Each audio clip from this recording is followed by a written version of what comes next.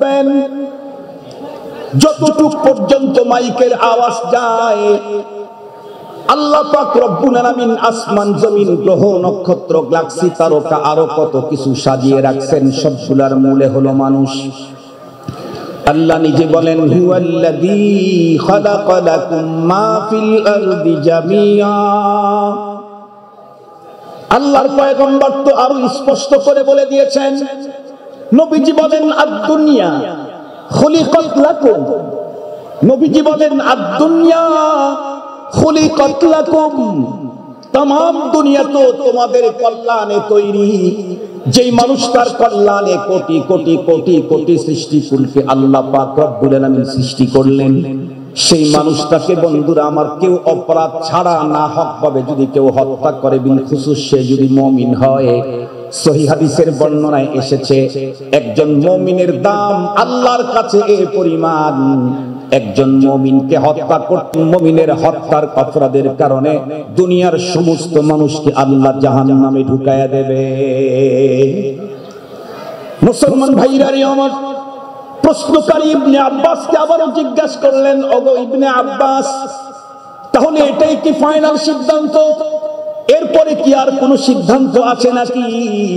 ইবনে আব্বাস রাদিয়াল্লাহু তাআলা আনহু তখন উত্তর করলেন, না না, এই আয়াত নাজিল হওয়ার পরে এর বিধান নষ্ট হওয়ার মতো আর কোন আয়াত কোরআনে পাকে নাজিল হয় নাই। এটি কিন্তু মোল্লার বক্তব্য না, মোল্লার বক্তব্য না, এটা হলো রাসের ইসবি ইলমে তাফসীর হযরত ইবনে আব্বাস রাদিয়াল্লাহু তাআলা আনহুর বক্তব্য। যদিও জমহুরে উলামায়ে কেরাম ভিন্ন রকমের মত প্রকাশ করেছেন, ওনারা বলেছেন এই জাতীয় হত্যাকারীর জন্য তওবার রাস্তা খোলা আছে। যদি বলেন হুজুর কোরআন শরীফ তো বলতেছে তার জন্য কোনো পথ খোলা নাই, জমহুরে উলামায়ে কেরাম তারা তাদের পক্ষে তাদের কথাটাকে কোরআন থেকেই পেশ করেছেন। সূরাতুল আনআমের 151 নম্বর আয়াত, সূরাতুল ফুরকানের 68 নম্বর আয়াত এবং সহিহ বুখারী শরীফের ওই হাদিস, যেই হাদিসের ভিতরে পয়গম্বর বলেন বনি ইসরাইলের ভিতরে একজন কিলার খুনি ছিল, খুন করতে করতে 99টা পর্যন্ত খুন করে ফেললো। এরপরে তার ভিতরে অনুশোচনা তৈরি হলো, এখন সে তওবা করে নিজের জীবনটাকে ফিরাইতে চায়। লম্বা ঘটনা। এই জাতীয় ঘটনার কারণে বলা হয় এই জাতীয় অপরাধীদের জন্য তওবার পথ খোলা আছে। তবে বন্ধুরা আমার, বিশ্ব বরেণ্য আলেম আব্দুল্লাহ বিন বাজ রাহমাতুল্লাহি আলাইহিকে জিজ্ঞাসা করা হয়েছিল, হুজুর বুঝলাম হত্যাকারী এই জাতীয় অপরাধের অপরাধী সিরিয়াসলি আল্লাহ পাকের কাছে তওবা করলো, আল্লাহ তারে মাফ করে দিলেন, কিন্তু হত্যা হওয়া ব্যক্তিরা কিয়ামতের মাঠে আল্লাহর সামনে দাঁড়ালে তখন রব্বে কারীম কেমনে কি করবেন? সে তো বলতেছে ইয়া রাব্বি মা কাতালানি ফালাবদাক, কোন অপরাধে আমারে হত্যা করা হলো তুমি জিগাও। এমন প্রশ্নের উত্তরে আব্দুল্লাহ বিন বাজ রাহমাতুল্লাহি আলাইহি যে কথাটা বলেছেন, আমি আমার নিজের পক্ষ থেকে মিসাল দিয়ে আপনাদেরকে বুঝাই। উনি তখন বলেন, হত্যা হওয়া লোকটাকে রব্বে কারীম ডেকে বলবেন, এ আমার বান্দা, তোমার যে ঈমান আর নেক আমলের পুঁজি আছে, এই পুঁজিগুলি দিয়ে তুমি জান্নাতের 1000 তালা পর্যন্ত হয়, কিন্তু আমি তো জান্নাত তৈরি করেছি 6000 তালারও উপরে। তুমি কি টোটালটাই তোমার জন্য চাও? বলে হ্যাঁ চাই। তাই যদি হয় তোমার ঈমান আর নেক আমলের দ্বারায় মাত্র 1000 তালার মূল্য হয়, এখন যদি আরো 5000 তালা তুমি আমার কাছে চাও, তাহলে আমি তোমাকে একটা অপশন দেই। বলে কি?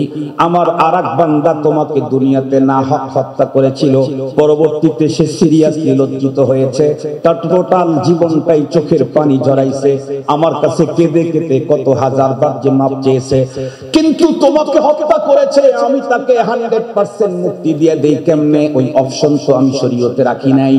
এজন্য তোমাকে এখন বলছি, তুমি যদি আমার বান্দাটারে ক্ষমা করে দাও, আমি এই ক্ষমার কারণে তোমাকে আরো 5000 তালা জান্নাত দিয়ে দেব। কিন্তু এখানে আমার একটা প্রশ্ন আছে, অপরাধীর জন্য যদি রব্বে কারীম এত বড় ছাড় দেন, তাহলে মজলুমের জন্য রব্বে কারীমের কত বড় ভালোবাসা। কথা বলেন না কেন? তবে আমি সর্বশেষ কথাটা বলে শেষ করে দিতে চাই। আমার তো দিল চাইতেছে আরো কিছু সময় কথাটা ওয়াজাহাত করি, পারতেছি না। একটা কবির কবিতা বলে আমার একটা আরজি আছে সবার কাছে। কোরআনের এই আয়াতকে সামনে নিয়ে কবি কি বলেছেন? मैं करो मुसहफ बसूजो आतिशंदर का बजन साकिने बुतखाना बाशी मर्दमा जारी मकुन। এই কবি যা বলেছেন আমারও একই বক্তব্য। কবি কি বলেন? मैं करो তুমি মদ পান করো, মুসহফ বসুজো আল্লাহর কোরআনে আগুন লাগায় দিয়ে পোড়ায় দাও, আতিশানদান কাবাজান আল্লাহর ঘরখানায় কাবাতে আগুন লাগায় দিয়ে পোড়াও, সাকিনে বুতখানা বাসি মূর্তির ঘরের ভিতরে অবস্থান করে মূর্তিকেই পূজা করো। আমি জিজ্ঞেস করি এগুলি ছোট অপরাধ নাকি বড় অপরাধ? এগুলি অনেক বড় বড় অপরাধ। তারপরেও কবি বলেন এত বড় অপরাধ তুমি যদি না করে থাকতে নাই পারো, না হয় করে ফেলো, তবে খবরদার জীবনে কোনোদিন কোনো মানুষের অন্তরে আঘাত করো না। কারণ আল্লাহর কোরআন জ্বালায় দিলে মুহূর্তের ভিতরে হাজার হাজার লক্ষ কপি আবারও বের করা যায়। খানায় কাবাকে আগুন লাগায় দিলে ওই খানায় কাবা নির্মাণ করেছেন ইব্রাহিম খলিলুল্লাহ।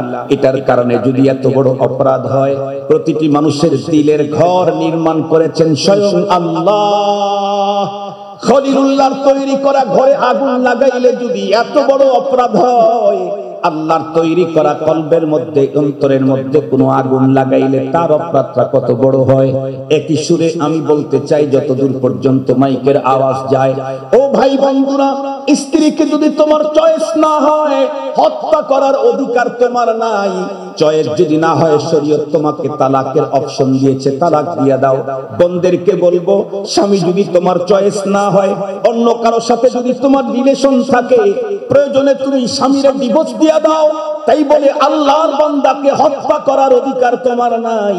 কোন ভাই ভাইকে যদি বরদাস্ত করতে না পারেন, প্রয়োজনে ভাইকে নিজের এলাকা থেকে বের করে দেন, অন্য জায়গায় চলে যান। তাই বলে জীবন হত্যা করতে পারেন না। কোন নেতা যদি নিজের নেতৃত্ব চেয়ার পাওয়ারটাকে 100% কনফার্ম করার জন্য যদি আরেকজন বাধা হয়ে দাঁড়ায়, প্রয়োজনে তাকে দেশের থেকে বের করে দেন। খবরদার। তাই বলে আল্লাহ যারে আদর করে মোহাব্বত ভালোবাসা করে তৈরি করলেন, যার জন্য কোটি কোটি কোটি কোটি সৃষ্টিকুলকে তৈরি করলেন, এমন এক আল্লাহর প্রিয় সৃষ্টিকে আঘাত করতে যায়েন না। কেন কেন খুব ভালো করে মনে রাখবেন। বিশেষ করে কারো জীবনটাকে নষ্ট করে দিয়েন না। প্রয়োজনে বিদেশে পাঠায় দেন, প্রয়োজনে দেশান্তর করে দেন, কেউ কাউকে খুন করতে যায়েন না। খুব ভালো করে মনে রাখবেন, আমার দেশের কোনো একজন খুনি কাউকে যদি খুন করে, পরবর্তী সে যদি অ্যারেস্ট হয়, তাকে যদি আদালতে হাজির করা হয়, খুনি আদালতে বন্ধুরা আমার কাঠগড়ায় দাঁড়াবার পরে তাকায় দেখে, হায় সর্বনাশ, কি যারে খুন করলাম আজকের আদালতের বিচারপতি তার বাবা। বলুন তো দেখি, যারে খুন করলাম তার বাবাই যদি ওই আদালতের বিচারপতি হয়, তাহলে খুনির কি হবে? একটাইতে ভয়ঙ্কর। বিশেষ করে যে আল্লাহ বিশ্বাস করে, রাসূল বিশ্বাস করে, আখিরাত বিশ্বাস করে, জান্নাত বিশ্বাস করে, জাহান্নাম বিশ্বাস করে, আল্লাহর আদালত বিশ্বাস করে, তাকে বলছি যাকে আমি খুন করছি, খুন করার পরে পরপারে যার আদালতে দাঁড়াবো, সেখানে গিয়ে দেখবো তার প্রিয় সৃষ্টিকেই আমি খুন করেছি। যারে খুন করেছি তার রব আজকের জজ। তাহলে কি হবে? তাহলে কি হবে? এই জন্য আসুন, যদি এমনটি হয় কারো উপরে খুব বেশি রাগ, তারপর দেন, আঘাত করেন, সম্পদ নষ্ট করেন, সম্মান নষ্ট করেন, আরো কিছু করেন, তাই বলে হত্যার মতো ভয়ঙ্কর অপরাধ কখনোই কেউ করতে যাব না ইনশাআল্লাহ। আল্লাহ পাক আমাকে আপনাকে আল্লাহ পাকের কোরআনের এই মেসেজটাকে যথাযথভাবে কি কি মাশাআল্লাহ বিশ্ব ইজতিমা 31/1/2 কয়দিন? আর জোরে বলেন, সূরায়ে নিজাম বিশ্ব ইজতিমা একটাই হবে ইনশাআল্লাহ। আরে কি জোরে বলেন না, আরো জোরে বলেন ইনশাআল্লাহ। এই আওয়াজেই যাদের অন্তরে আছে তাজাবজুব তৈরি হবে, তাজালজুল তৈরি হবে ইনশাআল্লাহ, ইনশাআল্লাহ।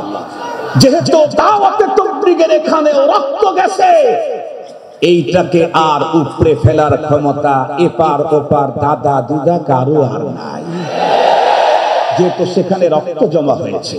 আল্লাহ পাক আমাদেরকে 100% প্রস্তুতি নেবার সজাগ থাকার তৌফিক দান করুন। ওয়া আখিরু দাওয়ানা আলহামদুলিল্লাহি রাব্বিল আলামিন। আসসালামু আলাইকুম ওয়া রাহমাতুল্লাহ।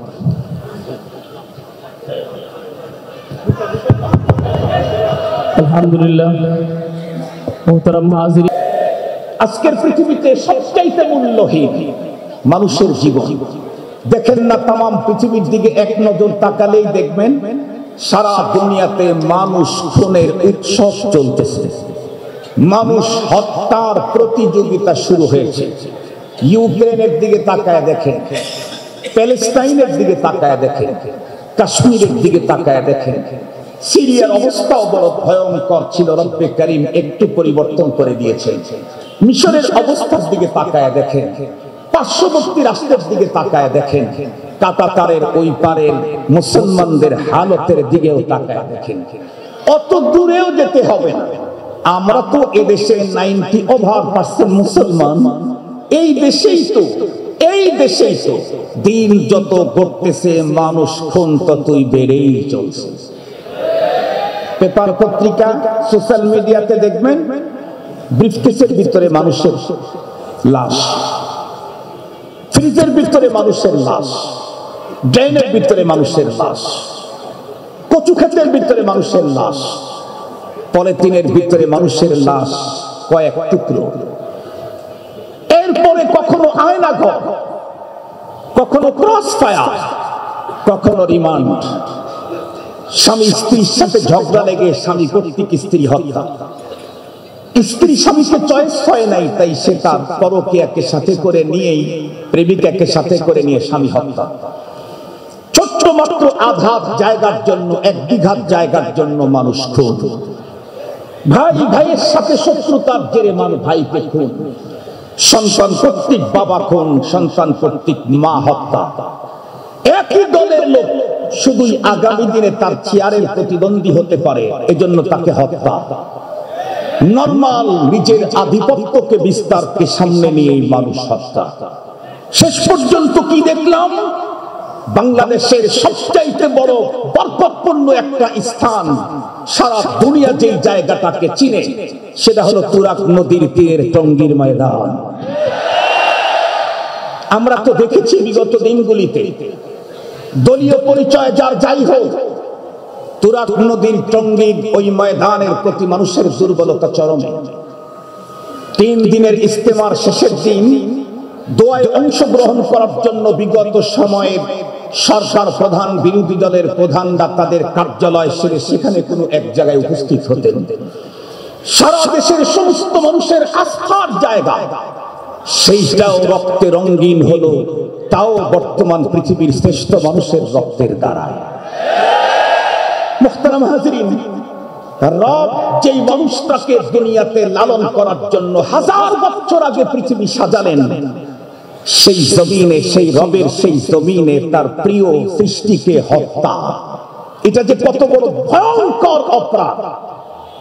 এবং এই হত্যা যদি কেউ সংগঠিত করে, তার ব্যাপারে রব্বে কারীমের মেসেজটা কি, সেটাই মূলত আমি আজকে আপনাদের খেদমতে পেশ করতে চাচ্ছি, যাতে করে আগামী দিনে ছোট্টখাটো বিষয় নিয়ে কোন মানুষ, কোন মুসলমান কর্তৃক কোন মুসলমান খুন না হয়। আসুন আল্লাহ কোরআনে আল্লাহ তাআলা কি বলেন, সূরা নিসার 92-93 নম্বর আয়াত। আল্লাহ তাআলা প্রথমেই যে শব্দটা, যে বাক্যটা ব্যবহার করেছেন বড় আজীব। আল্লাহ পাক বলেন, মা কানা লিমুমিনিন আন ইয়াকতুলা মুমিনা। আল্লাহ পাকের প্রথম কথাটাই শুনেন, আল্লাহ বলেন কোন মুমিন আরেকজন মুমিনকে হত্যা করতে পারেই না। এটা কি মোল্লার বক্তব্য না আল্লাহর বক্তব্য? মোল্লার বক্তব্য না তো, আল্লাহর বক্তব্য। মা কানা লিমুমিনিন আন ইয়াকতুলা মুমিনা, একজন মুমিন আরেকজন মুমিনকে হত্যা করতেই পারে না। হ্যাঁ, ইল্লা খাতাআ, ভুলক্রমে হত্যা হয়ে যেতে পারে। ভুলক্রমে হত্যা কয় সূরত, এই সূরত তুরত বলার টাইম আমার নাই, কারণ আমার মাথার মধ্যে আরো দুইটা ঝামেলা আছে।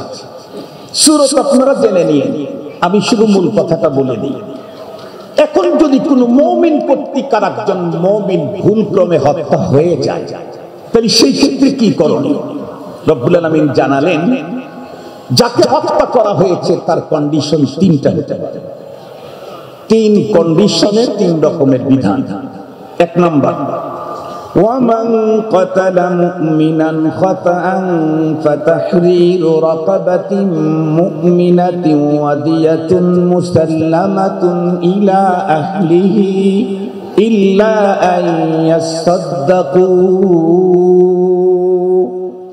একটা, কোন মুমিন আরেকজন মুমিনকে মেরে ফেলেছে ভুলক্রমে, তাহলে রব্বুল আলামিন বলেন হত্যাকারীর উপরে জরিমানা দুটো। নাম্বার 1, একজন মুসলিম গোলাম অথবা বান্দীকে কিনে আজাদ করে দিতে হবে। নাম্বার 2, যাকে হত্যা করা হলো তার অভিভাবকদেরকে দিতে হবে রক্তপণ। রক্তপণ কি? কয় হাজার টাকা। এক বর্ণনায় এসেছে 100টা উটের মূল্য। কয়টা উটের মূল্য? 100টা উটের মূল্য। তবে হ্যাঁ, যেহেতু ইচ্ছাকৃত হত্যা না ভুলে, এ কারণে যদি আউলিয়ায়ে মাকতুলিন, যাকে হত্যা করা হয়েছে তার অভিভাবকেরা বলে তুমি তো ইচ্ছা করে মারোনি, ভুলক্রমে দুর্ঘটনাটা ঘটে গেছে। বিগত সময়ে বাংলাদেশের একজন বড় মন্ত্রী বলেছিল আল্লাহর মাল আল্লাহ নিয়ে গেছে। ভুলে গেছেন নাকি শব্দটা? আল্লাহর মাল আল্লাহ নিয়ে গেছে। তো এই জন্য আমরা তোমার কাছে কিছু চাই না। আল্লাহ পাকের কোরআনে বলেন ইল্লা আইয়াসাদদাকু, তারা যদি ক্ষমা করে দেয় তাহলে রক্তপণ দিতে হবে না, তবে গোলাম আজাদ করতেই হবে। এখন যাকে হত্যা করা হয়েছে তার কন্ডিশনটা যদি একটু ভিন্ন রকমের হয়, কেমন? فَإِنْ كَانَ مِنْ قَوْمٍ عَدُوٍّ لَكُمْ وَهُوَ مُؤْمِنٌ فَتَحْرِيرُ رَقَبَةٍ مُؤْمِنَةٍ। যাকে হত্যা করা হয়েছে লোকটা মুমিন, কিন্তু আমার দলের না, আমাদের শত্রু দলের। সেই ক্ষেত্রে আল্লাহ পাক বলেন তোমাকে একজন মুমিন গোলাম অথবা বান্দি কিনে আজাদ করে দিতে হবে, রক্তপণ দিতে হবে না। যদি আরেক রকমের হয়, কেমন? وَإِنْ كَانَ مِنْ قَوْمٍ بَيْنَكُمْ وَبَيْنَهُمْ مِيثَاقٌ فَدِيَةٌ مُسَلَّمَةٌ إِلَى أَهْلِهِ وَتَحْرِيرُ رَقَبَةٍ مُؤْمِنَةٍ। যাকে হত্যা করা হয়েছে সেই লোকটা শত্রু গ্রুপের, বাট তাদের সাথে আমাদের সন্ধি চুক্তি আছে। আল্লাহ পাক বলেন সেই ক্ষেত্রে হত্যা হওয়ার কারণে দুইটা জরিমানায় আসবে। হত্যাকারীকে একটা গোলাম আজাদ করতে হবে, রক্তপণ দিতে হবে।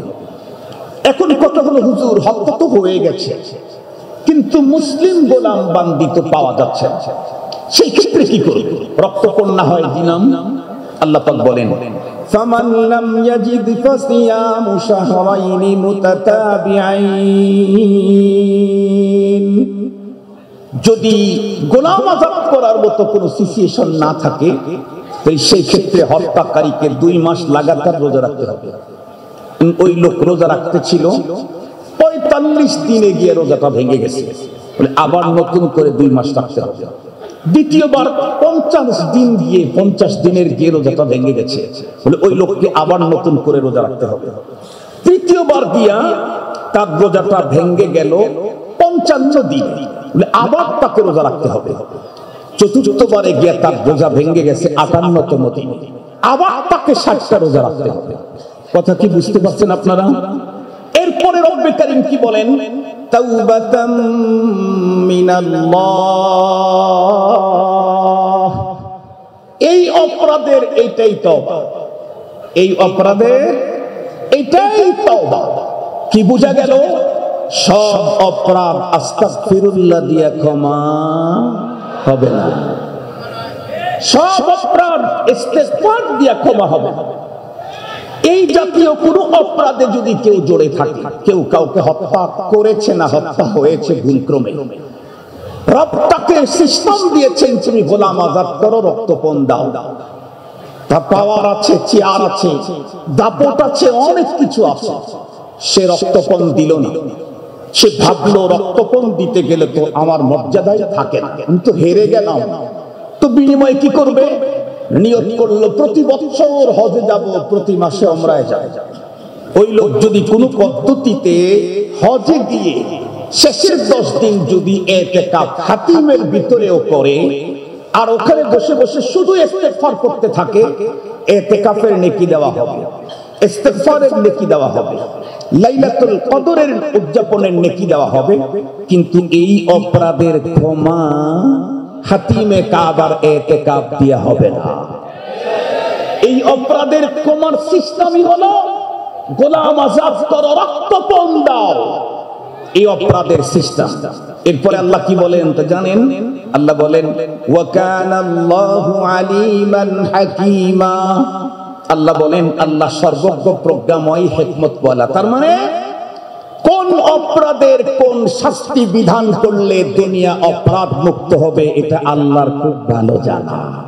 কথা কি বুঝাইতে পারছি আপনাদেরকে?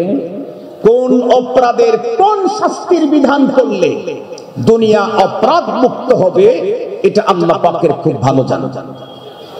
দ্বিতীয় নাম্বার আয়াতে আল্লাহ তাআলা এখন বলেন وَمَن يَقْتُلْ مُؤْمِنًا مُتَعَمِّدًا فَجَزَاؤُهُ جَهَنَّمُ।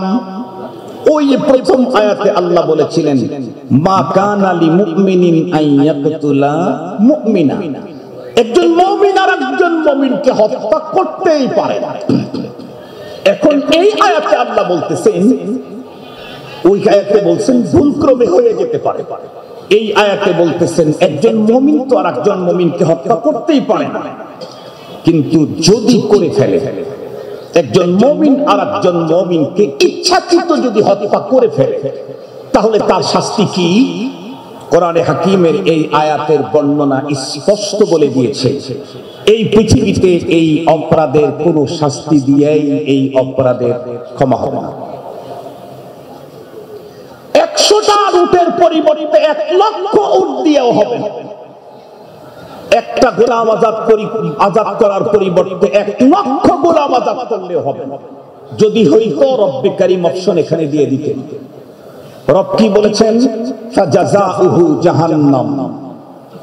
স্বেচ্ছায় কেউ কোনো মুসলমান আর একজন মুসলমানকে মেরে ফেলেছে, স্বামী কর্তৃক স্ত্রী হত্যা হোক, স্ত্রী কর্তৃক স্বামী হত্যা হোক, ভাই কর্তৃক ভাই হত্যা হোক, ছেলে কর্তৃক বাবা হত্যা হোক, বন্ধু কর্তৃক বন্ধু হত্যা হোক, খুব ভালো করে বুঝবেন, রাজনৈতিক নেতা কর্তৃক নেতা হত্যা হোক, অথবা আয়না ঘরে হত্যা হোক, অথবা ক্রস ফায়ারে হত্যা হোক, অথবা রিমান্ডে নিয়ে হত্যা হোক, কোনভাবে ইচ্ছাকৃত যদি হত্যা করে থাকে, রব্বে কারীম বলেন এই পৃথিবীতে এই অপরাধের কোন মোচনের কোন পদ্ধতি নাই, জাযাউহু জাহান্নাম। তার বিচার হবে আখিরাতে। তার বিচার হবে কোথায়? কথা বলেন না কেন? তার বিচার হবে কোথায়? আখিরাতে। কি বিচার? জাযাউহু জাহান্নাম। তাকে বিচারে ঢুকতে হবে জাহান্নামে, এটা তার বিচার। কতদিন? খালিদান ফিহা। আল্লাহ বলেন চিরকাল জাহান্নাম। শুধু জাহান্নামে না, ওয়া গাদিবাল্লাহু আলাইহি, জাহান্নামে তো থাকবে, তারপরে আরো পানিশমেন্ট আছে। কি? আল্লাহ পাক সর্বাধিক প্রধান্বিত থাকবে তার উপরে। ওয়া লাআনাহু, আল্লাহ পাক তার উপরে লানত করবে। ওয়া আ'আদ্দা লাহু আযাবান আযীম, তার জন্য ভয়ঙ্কর শাস্তি রেডি করে রাখা হয়েছে। আয়না ঘরে যেমন, টর্চার সেলে যেমন, কোন জায়গায় কারেন্টের শক দেওয়া, কোন জায়গায় উল্টা পালে ঝুলায় রাখা, কোন জায়গায় আরো পদ্ধতিতে শাস্তির কত সিস্টেম দুনিয়াতে করা আছে। রব্বে কারীম বলেছেন জাহান্নামের ভিতরে তার জন্য শাস্তির সিস্টেম করা আছে। আ'আদ্দা, তবে পরপরের যে শাস্তিটা হবে এটা কি দুনিয়ার শাস্তির মতো? রব্বে কারীম স্পষ্ট বলে দিয়েছেন ফায়াউমা ইদিন লা ইউআযিবু আযাবাহু আহাদ ওয়া লা ইউথিকু ওয়াসাকাহু আহাদ। পৃথিবীতে যত ভয়ঙ্কর পদ্ধতিতেই তোমরা শাস্তি দিতে দেখেছো মানুষকে, এই জাতীয় নরমাল কোন পদ্ধতিতে শাস্তি আমি দেব না। আল্লাহ বলেন আমার শাস্তি হবে এর চাইতে আরো ভয়ঙ্কর। পৃথিবীর কেউ যে পদ্ধতিতে শাস্তি দিতে পারে না, এই জাতীয় শাস্তির সিস্টেম আমি রেখে দিয়েছি। পৃথিবীর অপরাধীকে একজন আরেকজনকে বাধার অনেক পদ্ধতি দেখেছ। দুনিয়াতে যত বড় অপরাধী হোক, যত ভয়ঙ্কর পদ্ধতিতেই বাধুক, আল্লাহ বলেন ওই নরমাল পদ্ধতি আমি ব্যবহার করব না। ওয়ালা ইউফিকু ওয়াসাকাহু আহাদ, সেদিন বাধার পদ্ধতি হবে একদম ব্যতিক্রম। এখন আপনারা আমাকে জিজ্ঞেস করতে পারেন, হুজুর তাহলে একজন মুসলমান যদি আরেকজন মুসলমান কর্তৃক মেরেই ফেলে দেয়, আচ্ছা ওই কথাটা বলার আগে একটা কথা ভালো করে বুঝাই। একে তো জাহান্নাম শাস্তি, এরপরে আল্লাহ থাকবেন প্রধান্বিত, এটা আবার কত শাস্তি। মনে মনে ভাবতেছেন শাস্তি তো শাস্তি, সাঁতারের উপরে তো আর পানি নেই। আমাদের দেশে একটা কথা আছে, না সাঁতারের উপরে পানি নেই, এই কথাটা গলত। সাঁতারের উপরেও পানি আছে। আমি ওইটা বুঝাইতে যাব না, শুধু এইটা বুঝাই। আমাদের বাংলাদেশ ৩৬শে জুলাইয়ের আগে একরকম ছিল, এখন আর এক রকম। কথা বলেন, ৩৬শে জুলাইয়ের আগে আমরা কি দেখেছি? এই চোখেই দেখেছি, এই দেশেই দেখেছি। নিরপরাধ উলামায়ে কেরামদেরকে শুধুই রাজনৈতিক উদ্দেশ্য প্রণোদিত এই জাতীয় বিভিন্ন কারণে ভয়ঙ্কর ভয়ঙ্কর তহমত দিয়ে তাদেরকে অ্যারেস্ট করা হয়েছে। বিচারের নামে প্রহসন করার জন্য, মাঝে মাঝেই তাদেরকে জাতির সামনে ছোট করার জন্য ডান্ডা বেরি দিয়ে আদালতে উঠানো হয়েছে। তখন পৃথিবী কি দেখেছে? আদালত চত্বর তাওহীদি জনতার দ্বারায় ভরপুর ছিল। শুধুই হুজুরকে একটা সালাম দেওয়ার জন্য, শুধুই হুজুরের সামনে নিজের চোখের পানিটাকে দেখাবার জন্য, হুজুর আমি আপনাকে কত মহব্বত করি। উলামায়ে কেরামকে যখন আদালতে উঠানো হতো, চতুর্দিক থেকে সালামের বৃষ্টি পড়তো। হুজুর আল্লাহ সাহায্য করবেন, ভীত হওয়ার কিছু নয়। এখন ৩৬শে জুলাইয়ের পরে কিছু মানুষ অ্যারেস্ট হয়েছে, তাদেরকে যখন আদালতে উঠানো হয় তখনও কিছু মানুষ ভিড় চাপায়, সেখানেও বৃষ্টি বর্ষণ হতে দেখি, কিন্তু সালামের বৃষ্টি নয়, পচা ডিমের বৃষ্টি। সালামের বৃষ্টি না পচা ডিমের বৃষ্টি? ওদেরকে জিজ্ঞাসা করে দেখেন। এমনিই তো বন্দি জীবন বড় কষ্টের, এরপর আবার পচা ডিমের আঘাত, এ যে আরো কত কষ্ট। বের হইলে জিজ্ঞেস করে দেখেন। মুহতারাম হাজিরিন, আরো কি দেখেছি শুনেছি। বিগত সময় তো বন্ধু বান্ধব সবাই ভিতরে ছিলেন, আল্লাহর দয়াতে আমরা দুইজন বাইরে ছিলাম, আমি আর হাসান জামিল। তো একটা সময় একটা পর্যায়ে বাংলাদেশের বড় একটা জায়গায় আমাদেরকে যাওয়া লাগলো। তারা আমাকে বললাম, বলবো না, তারা আমাকে বলল, হুজুর আপনার যে চেয়ার তাতে আপনি তো বাইরে থাকার কথা না, কারণ হেফাজতে ইসলামের সহকারী মহাসচিব আর রাবেতার সভাপতি, রাবেতাই তো বড় জম। ওনারা বলতেছেন, আমি শুধু শুনতেছি, কারণ পয়গম্বরের হাদিসের উপরে আমল করতেছি। মান সামাতা না জানা, সব জায়গায় কথা বলা লাগে না, কিছু জায়গায় চুপ থাকলেই বিজয় আসে, সব জায়গায় কথা বলে বিজয় আনা যায় না। তো জবি হোক, একটা পর্যায়ে উনি বললেন, হুজুর তারপরে আপনাকে বাইরে রেখেছি হলো আপনার ব্যাপারে সবাই জানি একটু ভালো মন্তব্য করে, এবং আপনার কথাবার্তা বক্তব্য আমরা দেখেছি মোটামুটি ভালো। তো চিন্তা করলাম আলহামদুলিল্লাহ, ভালো হওয়ার সার্টিফিকেটটা পাইলাম, কিন্তু এই দিক থেকে না পাওয়া যদি অন্য দিক থেকে পাইতাম তাহলে আমার জন্য বেশি ভালো ছিল। যাই হোক, সেই সময়ে একজনের সাথে দেখা হয়েছে যিনি মাত্র বের হয়েছিলেন। উনি বললেন, হুজুর আল্লাহ শুকর, আমাদেরকে ধরার স্টাইল ছিল কমান্ডিং, একজন মানুষকে ধরার জন্য 20টা গাড়ি, তাও আবার কারে ধরার জন্য? যেই লোকটাকে ছাইরা দিয়া ওই পাশে যদি ডায়মন্ডের টুকরা রেখে যদি বলে ডায়মন্ডের টুকরাটা আপনার হয়ে যাবে, দৌড় দিয়া গতিটা একটু 60 কিলোমিটার বেগে দৌড় দিয়ে আপনি 30 কিলোমিটার বেগে দৌড় দিয়ে ওটা নিবেন, তাও যাইতে পারবে না। যেমন খালেদ সাইফুল্লাহ, ওরা যদি লক্ষ টাকা দিয়ে বলেন যে হুজুর 20 গজ একটু দৌড় দেন, তাহলে আজরাইলকে আগে রাস্তায় দাঁড় করায় তারপর দৌড় দেয়া লাগে। এটাকে ধরার জন্য 20টা গাড়ি, এটাকে হাজির করার জন্য ডান্ডা বেরি, টোটালটাই জুলুমের উপরে জুলুম, ওয়াহমুন আলা ওয়াহমিন। মুহতারাম হাজিরিন, তারা বলল, হুজুর ভিতরে যখন ঢুকছি তখন দেখি কয়েদিরা আমাদেরকে দেখার জন্য উৎসুক ভিড় করে আছে।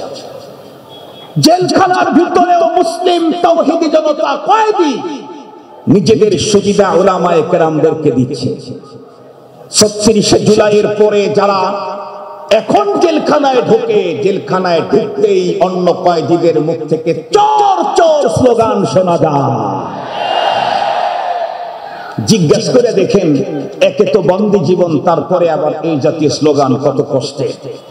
এখন প্রশ্ন হলো, হুজুর বুঝলাম কোরআনে পাকে আল্লাহ তাআলা বলেছেন তার জন্য জাহান্নাম, তাহলে ফতুয়া একজন মুসলমান আর একজন মুসলমানকে যদি ইচ্ছাকৃত হত্যা করে, ওর কি তাহলে মাপের কোন পদ্ধতি নেই? আমি বলবো এই সঙ্গীন মাসআলার ফতুয়া দেওয়ার ক্ষমতা আমার আব্দুল বাসেদ আমি না, আমার বাবার। তবে এই ব্যাপারে ফতুয়া আগেই চাওয়া হয়েছে। আমি আপনাদের খেদমতে ফতুয়া পেশ করব কাদের?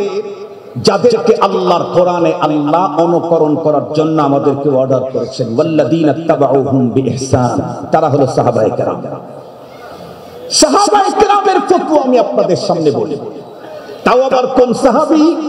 নরমাল কোন সাহাবী নন, যেহেতু কোরআনের বিষয়, এই কারণে সাহাবীদের ভিতরে কোরআনের ব্যাপারে সবচেয়ে বড় এক্সপার্ট যিনি, রাসে রাইস ফি ইলমি তাফসীর, হযরত ইবনে আব্বাস রাদিয়াল্লাহু তাআলা আনহুর কথাটাই আপনাদেরকে শোনাই।